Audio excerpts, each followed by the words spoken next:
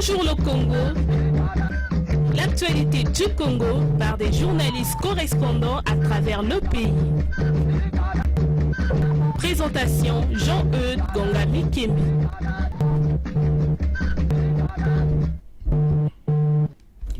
Mesdames et messieurs, bonjour, nous sommes très heureux de vous retrouver dans votre émission Bonjour le Congo, ce sont les voix du Congo pour le monde entier via notre site internet www.groupecongomedia.com. Notre tour de correspondant aujourd'hui nous conduira dans les départements de Pointe-Noire, de la Bouenza, de la Lékoumou et du Poul. Les titres de cette émission tout de suite avec vous, Dan Coopermoon. Bonjour. Bonjour Jean-Eudes. Les enfants congolais des écoles primaires publiques et privées sont bénéficiaires d'une campagne de déparasitage contre les maladies intestinales depuis le 21 novembre dernier et ce jusqu'à vendredi 23.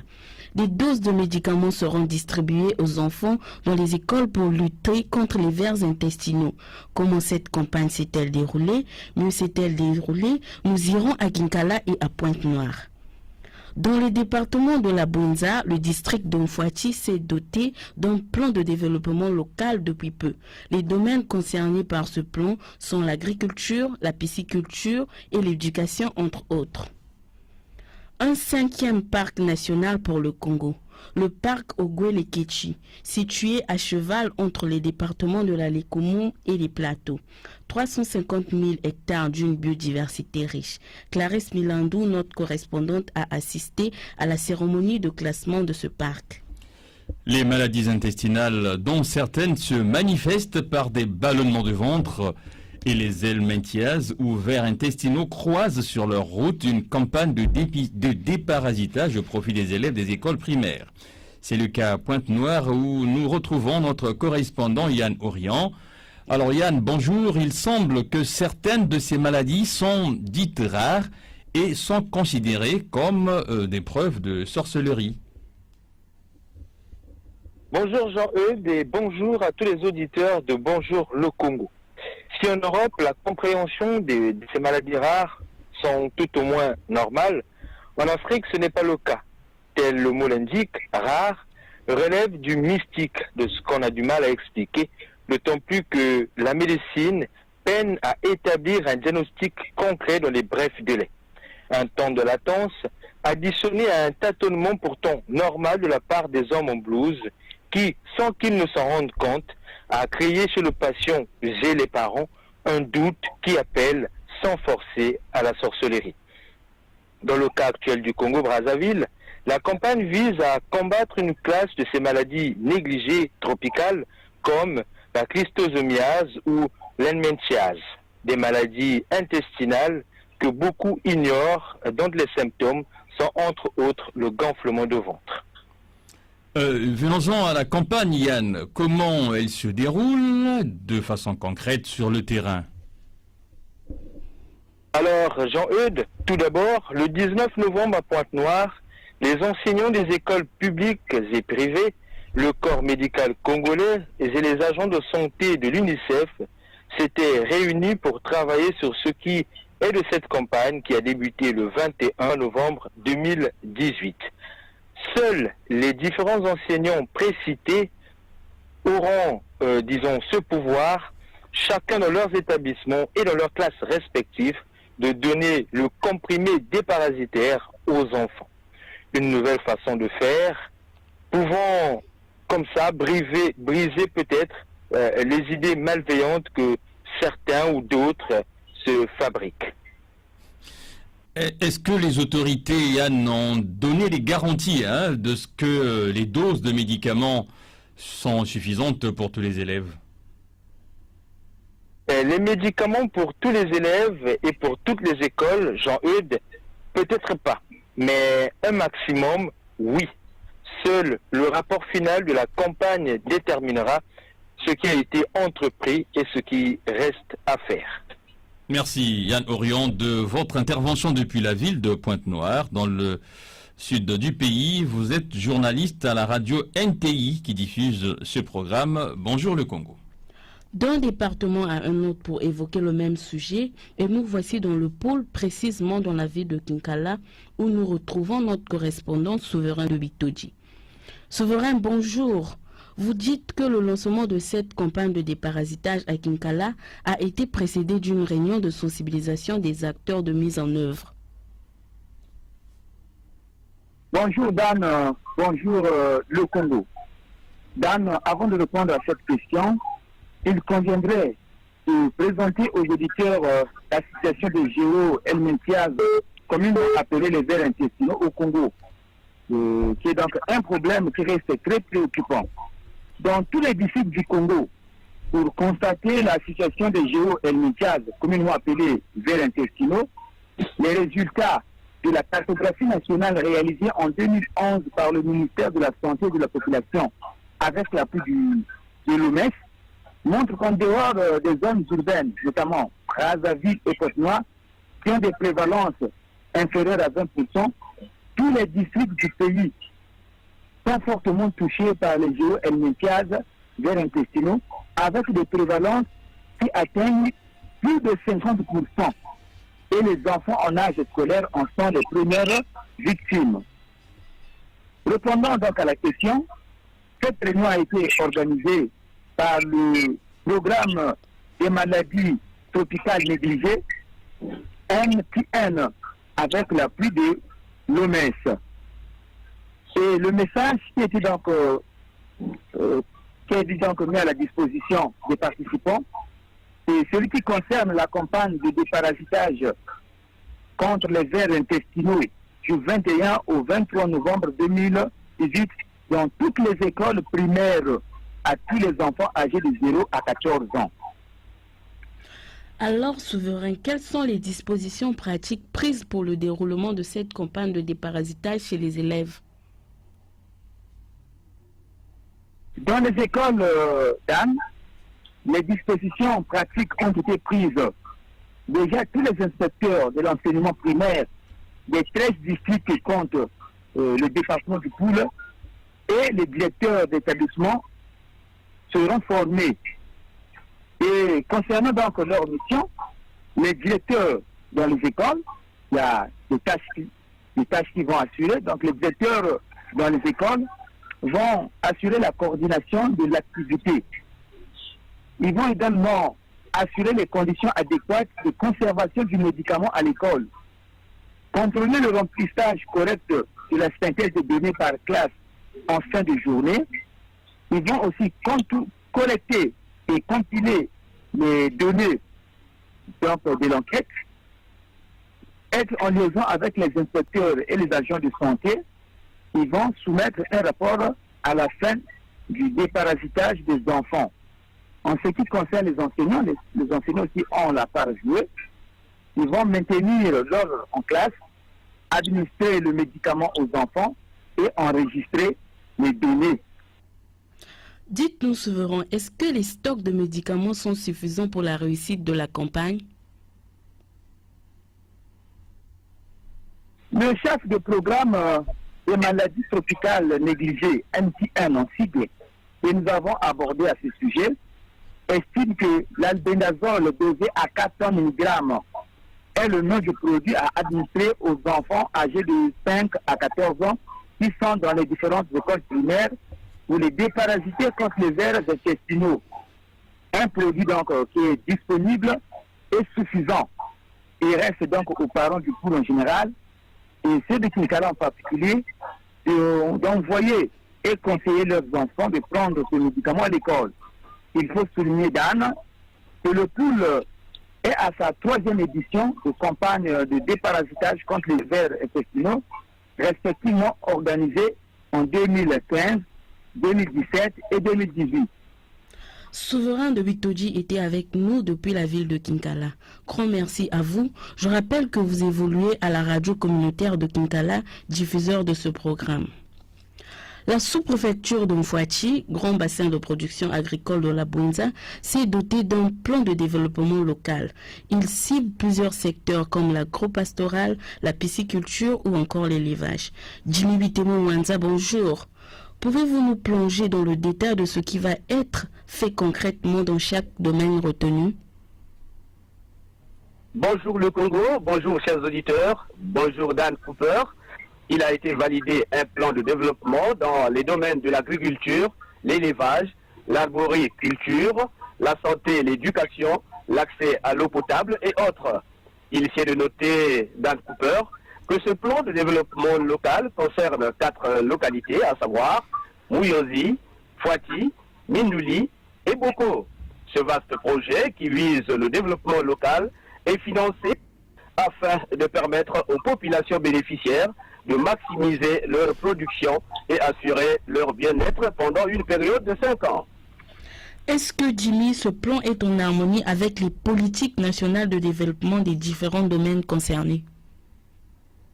Au regard des objectifs consignés dans la feuille de route de ce plan de développement local, l'on peut se permettre de dire, sans risque de nous tromper, Dan Cooper, qu'il est en harmonie avec la politique de développement national par le simple fait qu'il se focalise dans les domaines qui doivent être développés pour permettre aux collectivités locales de jouer pleinement le rôle de levier du développement économique. Seulement, la particularité se situe à son caractère sélectif qui a porté son choix sur les 4 localités, notamment Mouyosi, Fouati, Mindouli et Boko. Venons-en au chef Jimmy. Quelle est la facture de ce plan et qui va la financer? De manière globale, la facture de ce plan est chiffrée à 817 258 395 francs CFA, repartis en 4 suivant les localités bénéficiaires. Parlons de la facture du plan de développement local du district de Fouati.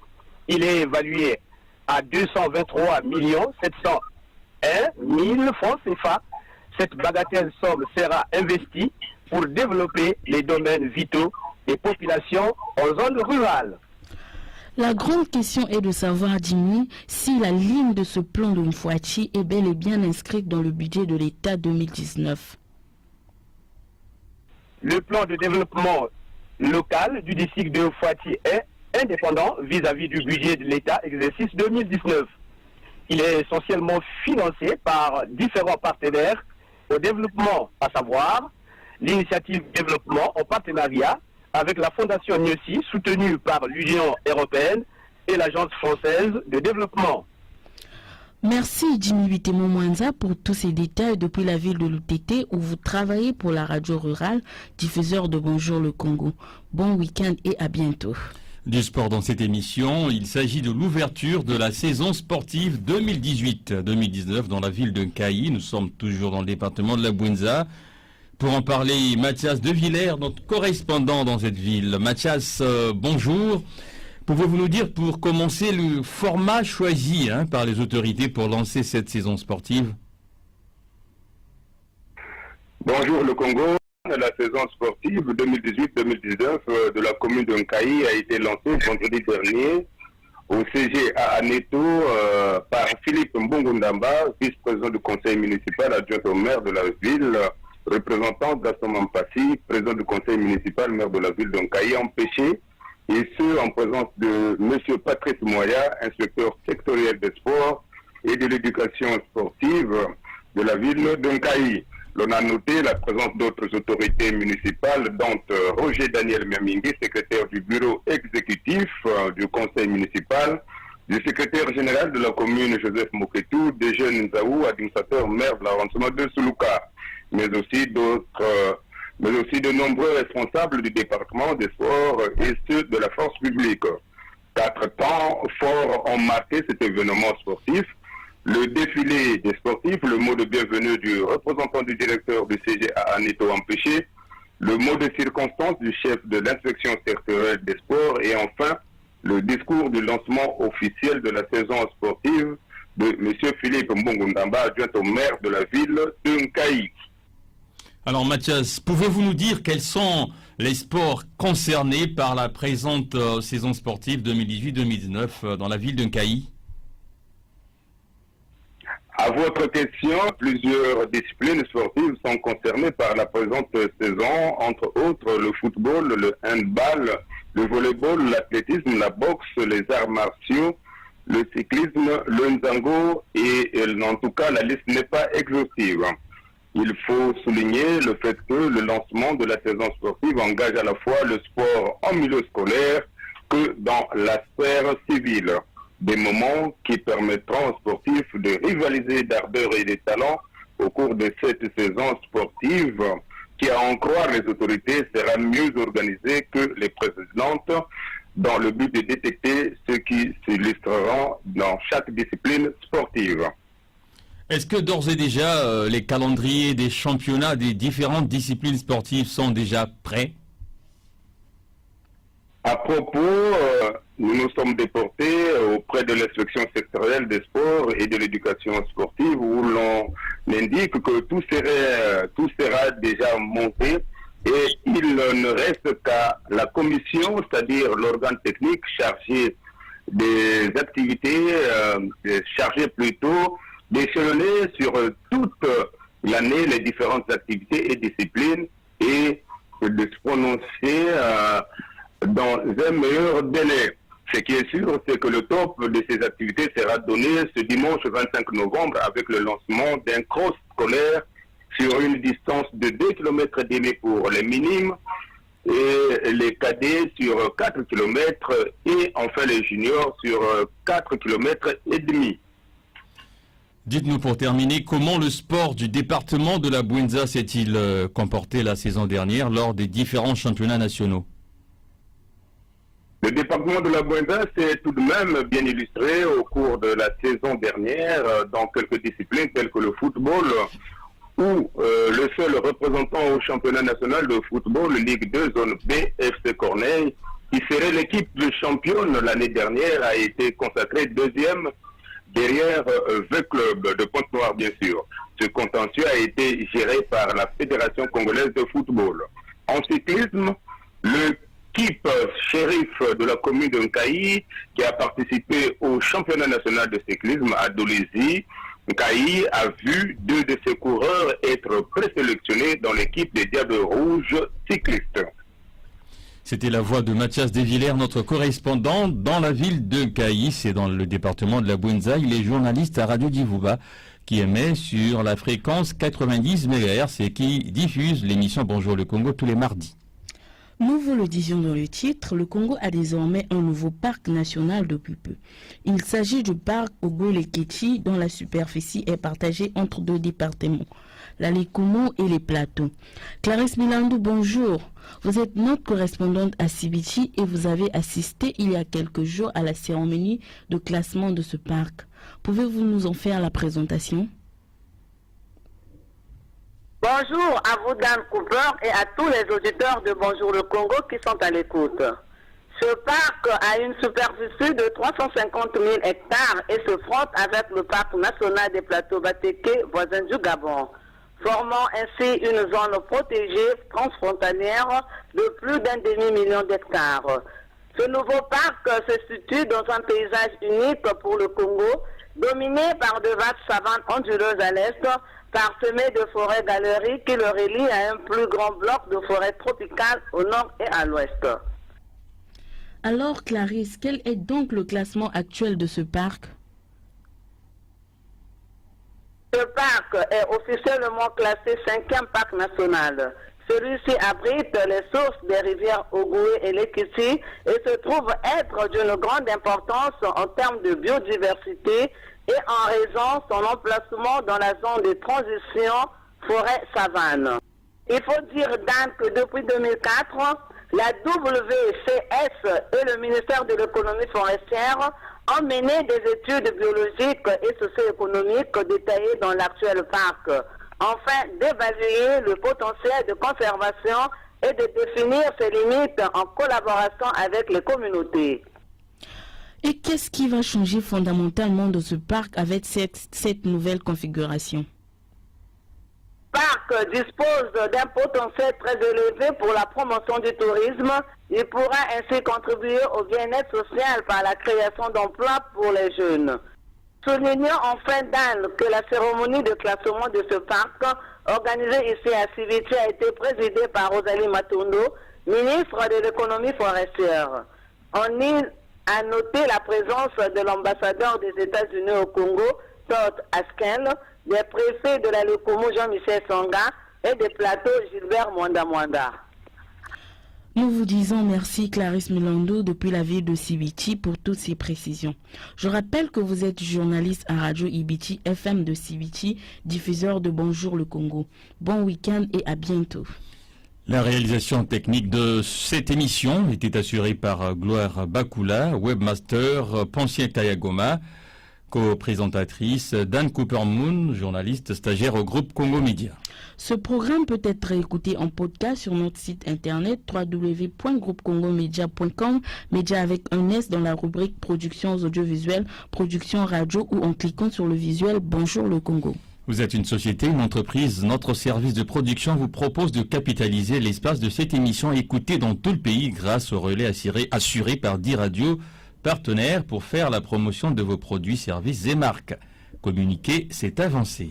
Si vous souhaitez contacter notre rédaction, un numéro de téléphone et WhatsApp, le 06 512 54 97, précédé du 00242 si vous êtes hors du Congo. Un mail, bonjourlecongo@gmail.com. Merci à vous tous qui nous écoutez avec beaucoup de plaisir sur l'ensemble des radios partenaires à travers le Congo. Au revoir et à très bientôt. C'était Bonjour le Congo, l'actualité du Congo par des journalistes correspondants à travers le pays. Présentation Jean-Eudes Gongami Kimbi.